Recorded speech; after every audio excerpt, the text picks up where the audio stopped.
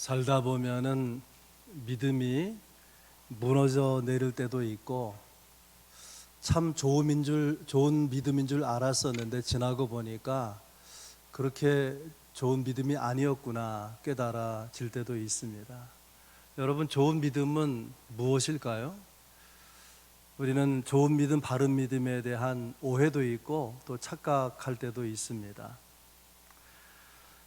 바른 믿음이 무엇인가 진단해 볼 수 있는 기준 몇 가지가 있는데, 첫째는 행복한가라는 거예요. 행복감이 바른 믿음에 대한 기준이 될 수 있습니다. 왜 그런가 하면 우리가 정말 하나님을 믿으면 마음으로만 믿고 끝나는 것이 아니라 그 믿음은 내 말의, 행동의, 표정에 나타나기 때문에 그런 것이죠. 어떤 목사님의 이야기인데요, 그 목사님에게 두 딸이 있었는데 두 딸이 아주 어렸을 때 많이 싸웠나 봐요. 그래서 그 아빠 목사님이 화해를 시키면서 너희 서로 화해해, 서로 사랑한다고 말해라. 그래서 10살 터울인 어린 동생이 언니에게 언니 나 사랑해? 그러니까 언니가 응, 그렇게 대답을 했습니다. 그래서 어린 동생이 아빠를 보면서 거봐, 사랑 안 한대잖아.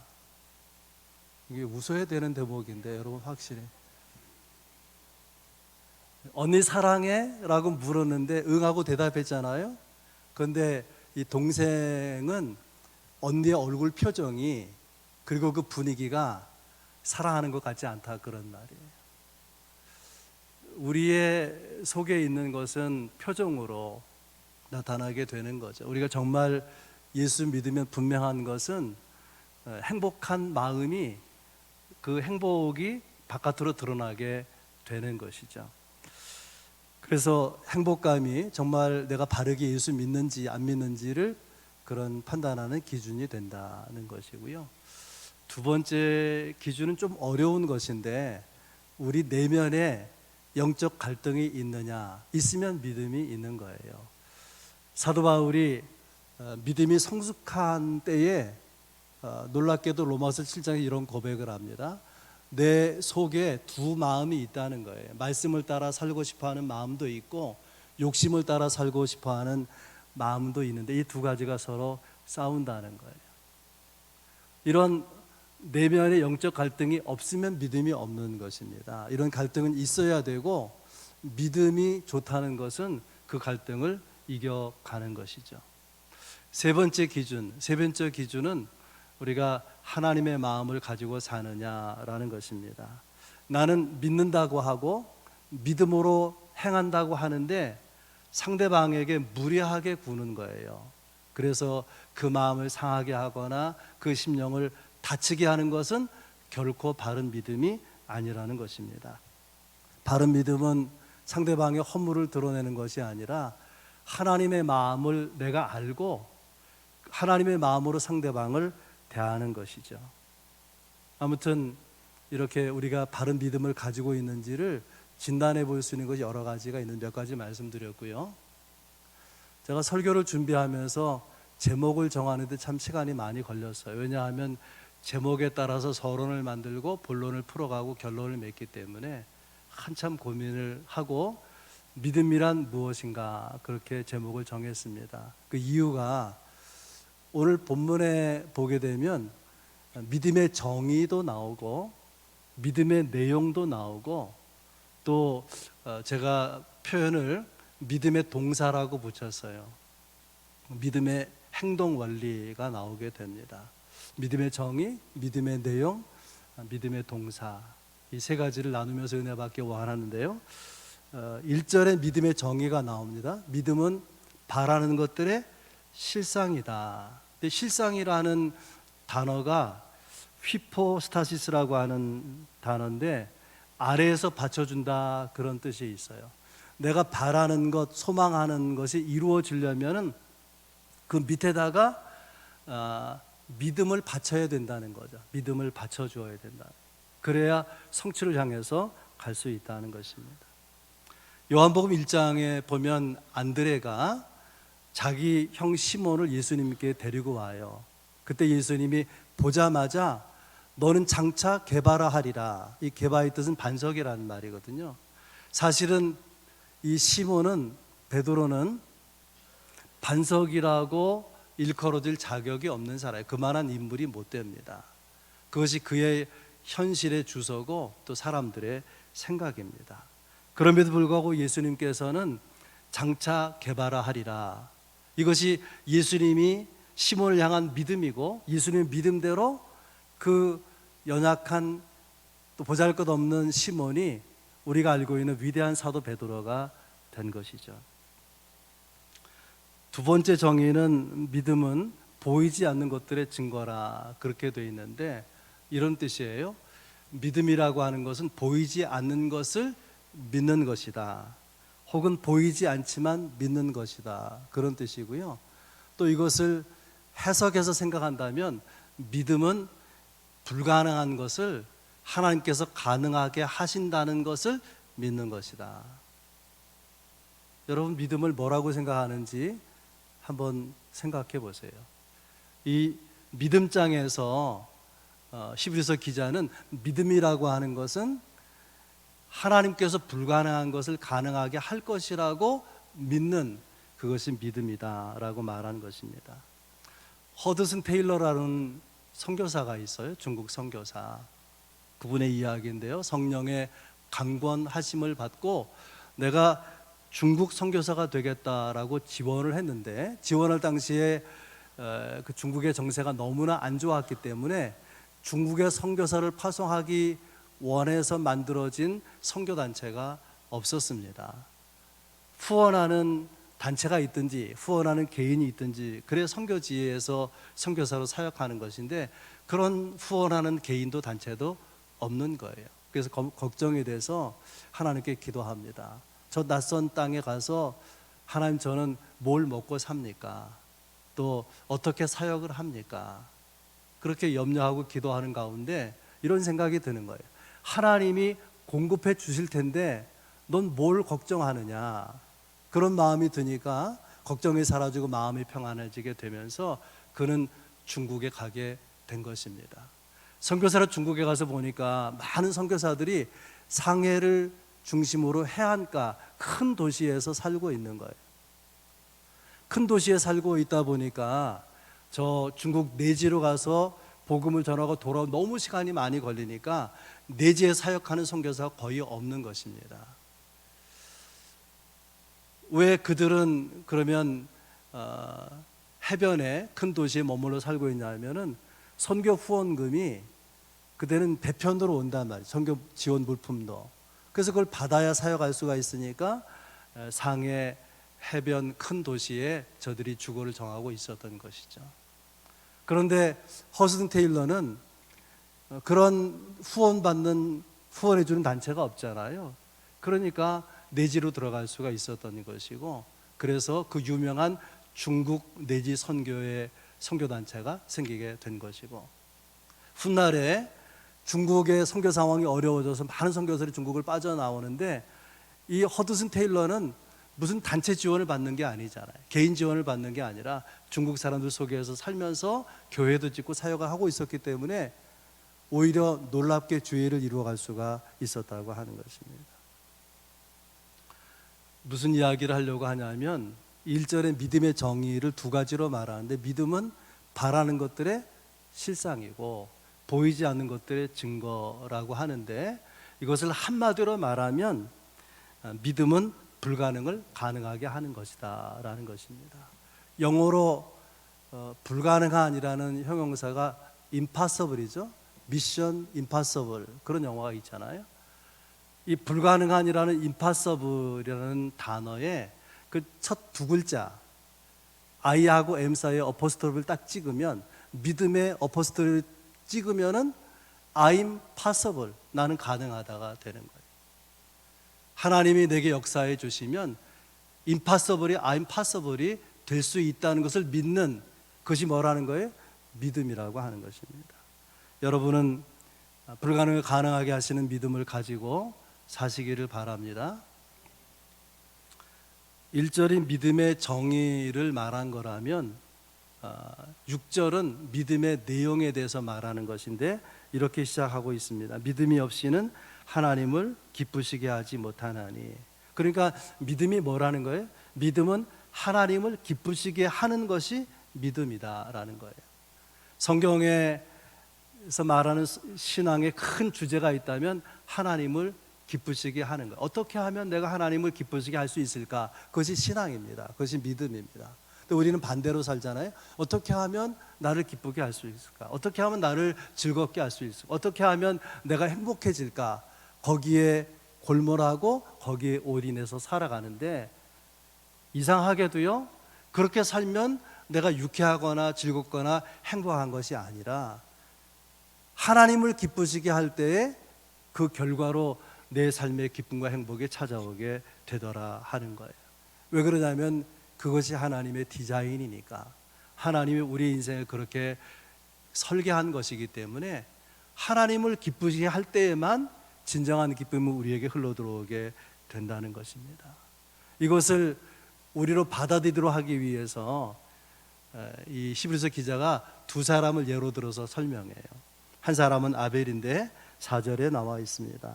믿음으로 아벨은 가인보다 더 나은 제사를 하나님께 드림으로 의로운 자라 하시는 증거를 얻었으니.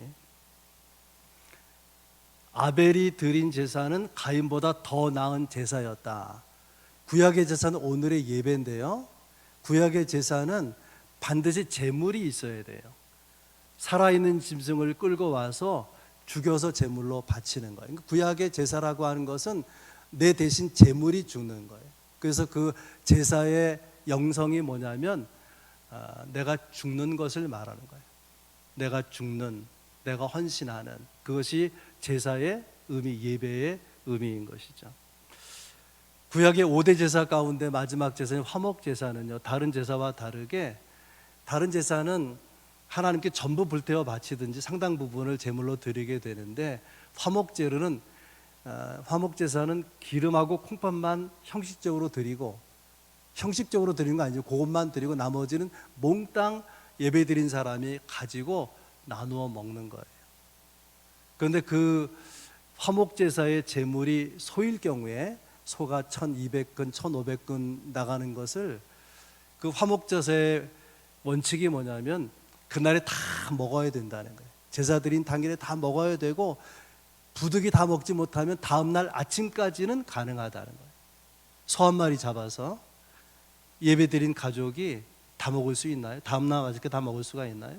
그러니까 주변 사람들과 나누게 되는데, 마음에 드는 사람은 청해서 먹게 하고, 내가 싫어하는 사람, 나를 힘들게 했던 사람은 꼴보기 싫으니까 그런 청하지 않고, 그러면 이 고기 남게 되죠.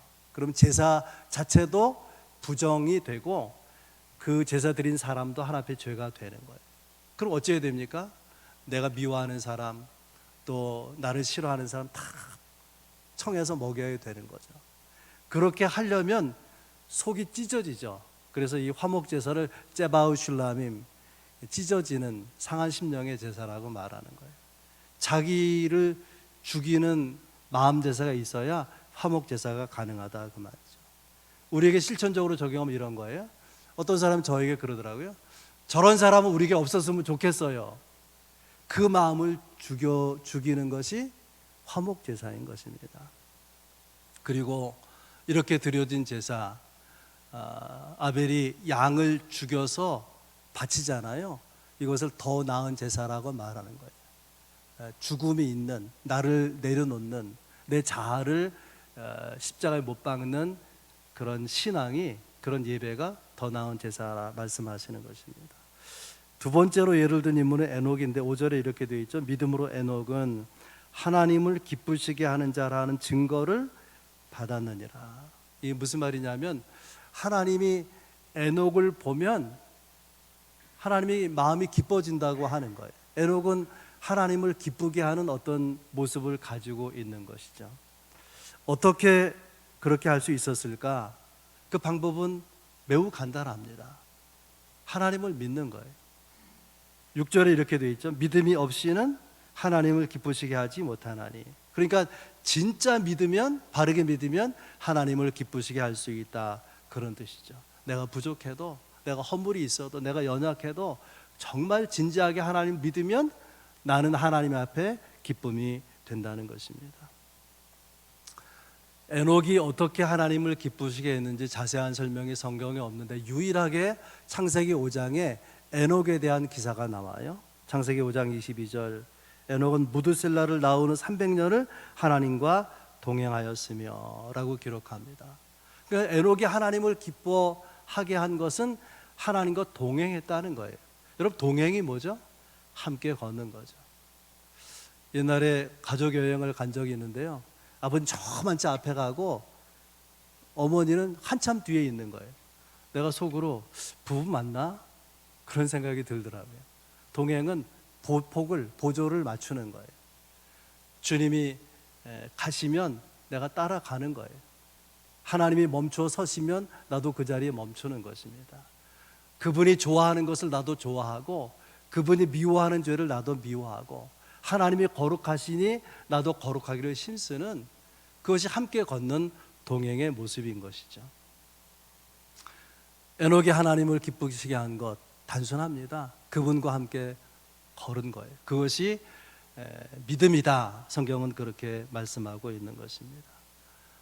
여러분, 신앙에는 은혜도 있고 기적도 있지만 어떤 기적이 나타나지 아니하더라도 여러분이 주님과 함께 믿음으로 걸을 수 있다면 하나님을 기쁘시게 할 수 있다. 그것을 믿음으로 보신다는 것을 기억할 수 있기를 바랍니다. 믿음의 내용 두 번째, 믿음은 무엇이냐? 믿음은 하나님이 계신 것을 믿는 것이다. 제가 설교를 준비하면서 이 부분을 묵상했는데 이 안에 세 가지가 들어있더라고요. 계신 것을 믿는다는데 세 가지가 있는데, 첫째는 반드시 믿으라는 거예요. 반드시 믿으라. 반드시 하나님이 계시다고 하는 것을 믿어야 된다. 믿음의 대전제예요. 믿음이 흔들리면 안 된다는 거예요. 우리가 교회 다니지만 확실치 않는 미미한 믿음을 가진 성도들이 너무나 많아요. 우리의 믿음이 확실하지 못하고 미미하면은 믿음을 통해 주시는 놀라운 은혜, 그리고 놀라운 하나님의 강력한 역사를 경험하기가 대단히 어려운 것이죠. 여러분, 이게 믿음의 대전제예요. 반드시 믿으라고, 반드시 믿으라고 하는 건 믿음의 대전제인데 이런 뜻입니다.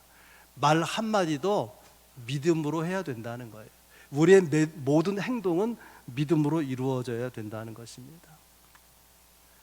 반드시 믿으라, 믿으려고 애를 쓰라, 그 말이죠. 그러면 어느 순간에 믿어지는 역사가 있는 거예요. 내가 믿으려고 애쓰는 거하고요, 믿어지는 것은 다른 거예요. 믿어지는 것은 강한 믿음이에요. 믿어지는 믿음이 어디서 오느냐? 믿으려고 애쓰는 사람에게 주어지는 은혜고 선물인 것이죠. 여러분에게 그런 은혜가 있기를 바랍니다. 그래서 반드시 믿으라, 믿으려고 애를 쓰라, 그런 말이고요. 두 번째, 계신 것을 믿으라, 그 말은 계시다고 하는 것, 하나님의 존재를 확신하라, 그런 뜻입니다. 믿음이 좋은 사람도, 신앙이 좋은 사람도 하나님이 계시다는 것을 살면서 잊어버릴 때가 많아요. 목회자인 저도 하나님이 계시다는 것을 놓치고 지나는 시간이 적지 않게 있습니다. 우리가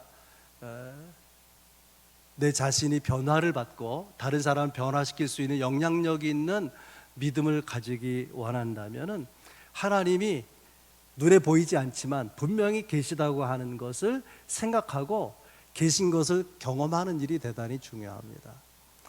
야곱을 여러분 생각해 보세요. 야곱은 별명이 지렁이 같은 야곱 아닙니까? 그 인격이, 그 마음이 아주 간사하고 교활하고 욕심이 많고 그러잖아요. 그래서 여러분 아시는 것처럼 형이 사냥하고 배고플 때에 팥죽을 썼다가 이 팥죽 한 그릇하고 장자권을 사고팔고 해서 장자권을 얻잖아요. 그리고 눈이 어두운 아버지를 속여서 형의 모습으로 형의 냄새를 이렇게 나게 해가지고 내가 애섭니다 하고 야곱이 장나비 맞는 축복 기도를 가로채죠. 이것이 이제 들통이 나요. 그 아버지 크게 진노하고 형이 분노하고 그러는 가운데 외삼촌 집으로 도망을 가게 되는데 루스라는 곳에서 노숙하고 잠이 들었습니다. 꿈에 하늘이 열리고 하늘까지 닿은 사닥다리가 보이는데 천사가 오르락 내리락 하면서 하나님의 음성이 들려와요. 너가 누워 자는 이 땅, 누워 있는 땅을 너와 내 자손에게 줄 것이다. 내가 너와 함께 있어서 너를 지키고 돌아올 때까지 너와 함께 하리라. 그런 하나님의 음성을 듣고 잠에서 깨게 됩니다. 그리고 야곱이 이렇게 고백합니다. 과연 하나님이 여기 계시거늘 내가 알지 못하였도다. 눈에 보이지 않아서 하나님이 안 계시고 나 혼자 있는 줄 알았는데 이제 그 경험, 꿈에서 자기에게 나타나서 말씀하신 그 경험을 인해서 과연 하나님이 여기 계시다는 것을 알게 되었다 고백하는 것을 볼 수 있습니다. 이 경험이 있기 전에 야곱에게 있어서 하나님은 저 멀리 계신 하나님, 경험하고 나서 하나님은 나의 하나님이에요. 나의 하나님, 나와 함께 하신 하나님, 나를 지켜주신 하나님. 이 경험 이후의 신앙이 진지해지는 것입니다. 우리가 교회 다니면서 하나님이 계시다는 것을 생각해야 돼요. 그리고 계신 것을 경험하면 신앙이 진지해진다, 그런 뜻입니다. 세 번째, 계시다는 것을 믿는다는 것은 계신 그분이 나를 위해서 역사하신다는 것을 믿는 것입니다. 하나님께서는 성령을 보내셔서 우리 안에 거하시고 우리 가운데 역사하시고 또 우리 가운데 주의 은혜와 능력을 나타내지 않습니까? 역사하신 하나님을 모세를 통해서 설명하려고 그래요. 하나님께서 모세를 찾아오셔서 하나님이 누구신지를 이렇게 말하죠. 나는 스스로 있는 자니라. 영어 성경에 I am who I am, 내가 스스로 있는 자라, 그렇게 말씀하셨습니다. 이 I am은 I was가 아니죠. 하나님은 현재 역사하시는 현재형 하나님이라 그런 뜻이에요. 과거의 하나님은 홍해 바다를 가르시고 또 여리고성을 무너뜨리는데 능력으로 역사하시고 200만 이스라엘을 매일같이 만나를 내려서 먹이신 하나님, 그 과거의 능력과 기적으로 역사하신 하나님이 오늘도 역사하시는 현재형 I was의 하나님이 아니라 I am의 하나님이라고 하는 것입니다. 왜냐하면 그 하나님은 어제나 오늘이나 영원토록 동일하신 분이기 때문에 그런 것입니다. 믿음은 하나님이 계시다고 하는 것을 믿는 거예요. 아멘. 첫 번째는 뭐였죠? 믿음은 하나님을 기쁘시게 하는 게 믿음이에요. 하나님을 슬프게 하는 건 믿음이 아니에요. 하나님을 기쁘시게 하는 게 믿음이고 하나님이 계시다는 것을 믿는 것이 믿음입니다. 세 번째 믿음의 내용은, 믿음은 하나님을 구하는 자에게 상 주시는 분이다 라는 것을 믿는 것이 믿음이라는 거예요. 그런데 그냥 주시는 것이 아니라 찾는 자들에게, 자기를 찾는 자들에게 주시는 분이라고 말씀하고 있는데요. 제가 이 원어 성경을 찾아보니까 이렇게 돼 있어요. 찾는다는 말이 엑제투신이라고 하는 단어인데 이것은 계속적인 동사, 그러니까 한 번 구하고 찾고 마는 것이 아니라 계속해서 찾는 거예요. 주의를 기울여서 계속해서 간절한 마음으로 찾을 때까지 찾는, 구하는, 이것이 엑제투신, 찾는다는 본문의 단어의 의미입니다. 역대상 28장 9절에 이런 내용이 있어요. 내 아들 솔로몬아, 너는 내 아버지의 하나님을 알고 온전한 마음과 기쁜 뜻으로 섬길지어다. 내가 만일 그를 찾으면 만날 것이요 만일 내가 그를 버리면 그가 너를 영원히 버리시리라. 다윗이 임종을 앞둔 시간 같지는 않지만 다윗의 말년에 이제 왕의 자리를 아들 솔로몬에게 물려주는 때에 모든 신하들을 부르고 나라의 모든 지도자들을 예루살렘에 불러 모으고 그 신하들 지도자들이 다 둘러보고 있는 가운데에 아들에게 이렇게 말합니다. 이제 왕이 될 솔로몬이 할 말이 얼마나 많이 있겠어요. 그런데 딱 두 가지를 말하는데, 첫째는 너는 온전한 마음과 기쁜 뜻으로 하나님을 섬겨라. 어떻게 섬기라고요? 온전한 마음과 기쁜 뜻으로 하나님을 섬겨라. 그리고 이어서 두 번째 당부가 뭐냐면은 하나님을 찾으면 하나님이 너를 만나 주실 것이니까 왕으로 있는 동안에 부지런히 하나님을 찾으라는 거예요.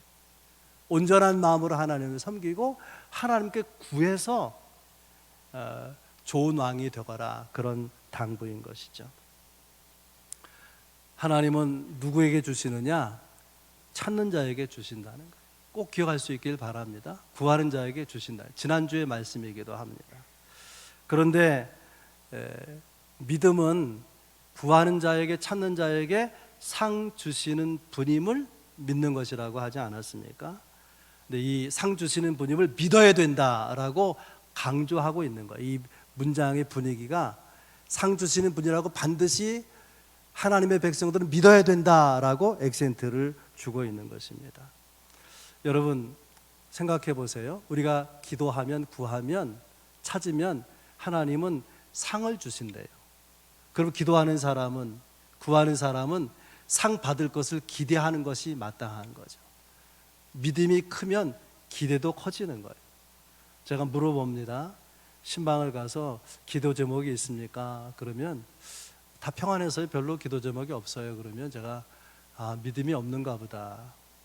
이 히브리서가 그렇게 말하는 거예요. 히브리서가 좋아하는 찬송, 은혜 받은 찬송이 뭐예요? 그러면 한참 뒤적거리 못 찾아요. 그러면 받은 은혜가 별로 없나 보다. 말은 안 하지만 제 속으로 생각하는 거예요.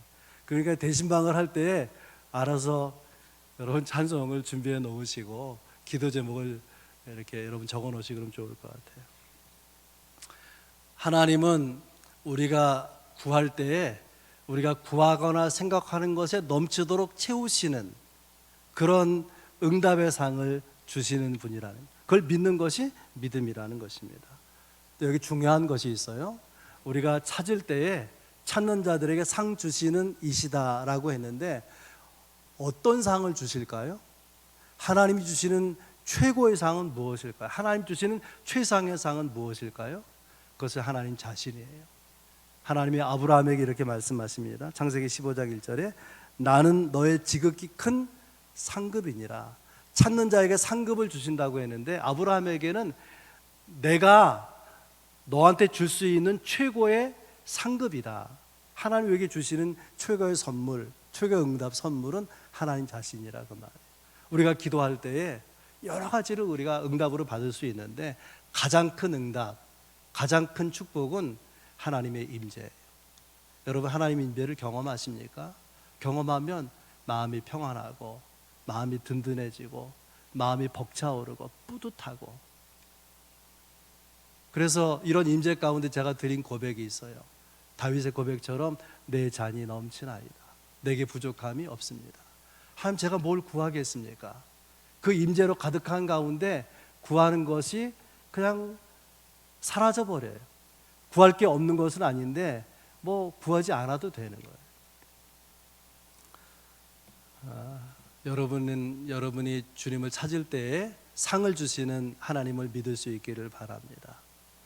오늘 말씀의 세 번째 내용은 믿음의 동사라고 제가 정했는데 다르게 어떻게 표현하기가 어려워서 오늘 6절 말씀에 두 가지 믿음의 동사가 나와요. 하나는 누구든지 하나님께 나아가는 자, 나아간다는 동사가 있고요. 자기를 찾는 자들에게라는 찾는다라는 동사가 있어요. 믿음의 사람은 항상 하나님께 나아갑니다. 믿음의 사람은 항상 하나님을 찾는 거예요. 믿음의 사람의 눈과 마음은 항상 하나님께로 향해져 있는 것이죠. 중요한 것은 진짜 믿느냐는 거예요. 여러분 진짜 하나님이 불가능을 가능하게 하실 것이라고 믿습니까? 눈에 보이지 않지만 믿음으로 구하면 이루어 주실 것을 믿습니까? 성경에 보면 귀신도 하나님을 믿는다 그랬어요. 믿고 떠느니라. 근데 귀신이 못하는 게 뭐냐면 하나님께 나아가지 않아요. 하나님께 도움을 구하지 않는 거예요.